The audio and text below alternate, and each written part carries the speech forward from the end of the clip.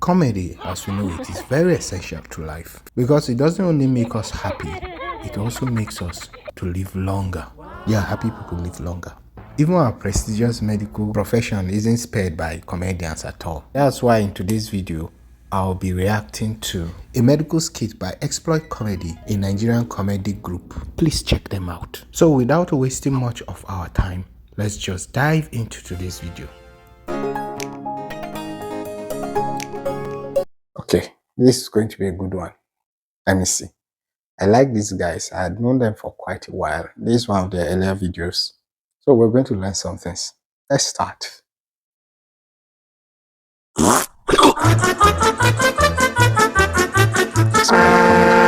Mr. Brabumben, what can I do for you? Doctor, every weekend, my armpit and my anus usually becomes very, very hot. All haraka. I don't know what's wrong with me. I think you're suffering from incumbent chloritic obunganga. Okay, this is a comedy. Definitely, we cannot be hard on them. They wouldn't need to do their research heavily. They are not even trying to be serious about it. But I believe there are a lot of things to learn from it. And you see, you don't just tell us your problem and we just automatically know what's wrong with you. We have steps towards diagnosing. You don't just tell us that your armpit and your anus are hot and then we'll tell you this is the problem. No, medicine doesn't work like that. It's not really that simple. Let's continue. First of all, we're going to carry out a test, and these are the requirements for the test: 12,000 naira for the incumbent form, 16,555 naira for the chloritic form, 7,215 naira for the obunganga form. After which we will collect your urine, shit, mind you, your first shit of last week, tears, saliva, and if possible, one hair located at the center of your membrane. Located at the center of your membrane. This sounds more like a native doctor stuff, like a medical doctor stuff. First, please, we don't bill you like that too.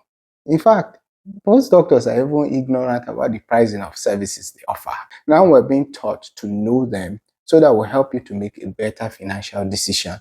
If there are cheaper options, we'll let you know. It's not that we just tell you, like you're saying, you pay 15,000 for this, you pay 16,000 for this. No, we don't do it that way. That's not how we work. If you go to a standard hospital, it's not the doctors that bill you. It's the work of somebody else. We are not really responsible for those financial things. The only reason we're encouraged to know about the prices of some of these services is just to help you and help us to consider you, especially in terms of your financial strength. No, please. Then all this will fetch this, fetch that. No, it's being exaggerated, definitely. It's quite, it's quite funny. Oh, I'm not come for ritual, no. Exactly. He didn't come for ritual. Ritual is hair, my tears, my shit.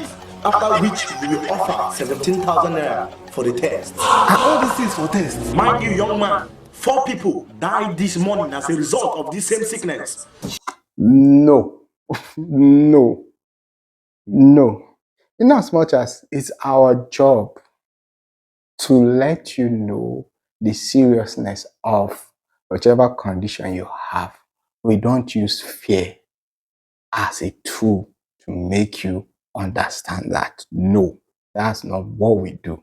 We didn't tell you 4 people have died from this or 2 people have died. No, fear is not a good factor. We'll make you know it in a more balanced way. This is a see, if doctors don't work like that, good doctors don't behave like that. We don't use fear. Please, let's continue. You can come back in the next 4 hours for your results. Ha. For the result, doctor. From the test carried out, there is nothing wrong with you. Just walk down the nearest chemist there, get ampicillin for yourself, and rub it on your armpit. Wait, you mean nothing is wrong with me? Absolutely nothing. So what about the 4K I gave to you? It has been used for the obunganga test. Aha. Please, I hope nobody is inspired by this at all. They are comedians now. You see, there are some diseases that can be clinically diagnosed. Like you don't need any test. From just seeing the patient, taking the history, that's why we ask you questions surrounding the illness.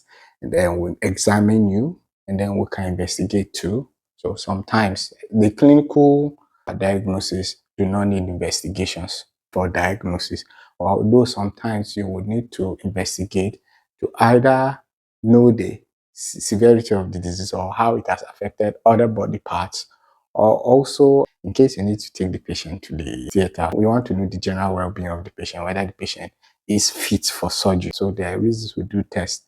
But see, as a doctor, it's been said that from your history and examination, you should have a concrete idea of what's wrong with the patient. The test will just further cement your suspicion or your diagnosis, not using the test to diagnose the patient. We don't use tests to just tell you, okay, this was wrong with you like that. That's not how we work.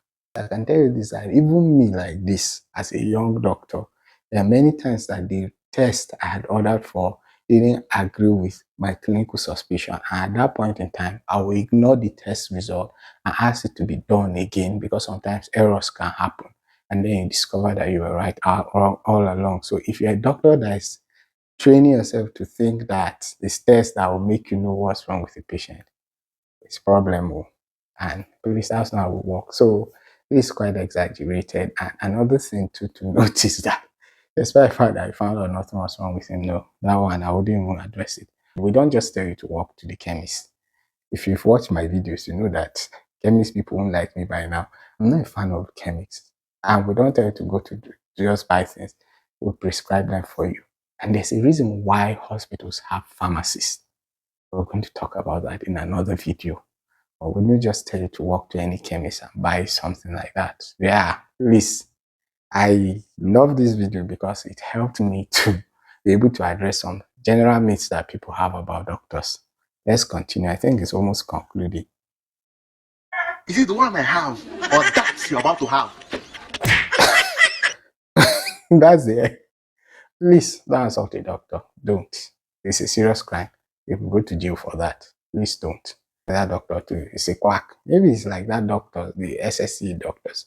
And that's not how we work. This is nowhere close to doctors. And we don't meet you outside to discuss this with you. That's another thing I feel to mention. We don't meet you outside. We meet you in the consulting room where your privacy is there and everything's also documented. And even if we see you, we don't just see you outside and recognize you. Like I see a lot of patients, and many times when I see them outside the hospital, I might not be able to recognize them, except maybe they stand out. Secondly, is due to the fact that I'm not really great with faces. So you just bump into me and be like, ah, doctor, so how far? What is wrong? I won't be able to marry that properly. So please, you meet us in the consulting room. We'll tell you what's wrong with you, not outside. So I hope you've learned something from this video. I really found it funny, but please, this is nowhere close. In fact, the only reason this will be seen as a doctor, this might be this because of the word quote, and they called him doctor, but everything's comedic. That's not how we really work. So what do you think? Let me know in the comment section. I hope you enjoyed this video. If you did, please give it a thumbs up. And if you like what I make and want to remain here, please subscribe and turn on the bell notification. And you can share it with as many people as possible. Thank you, and I'll see you in my next video.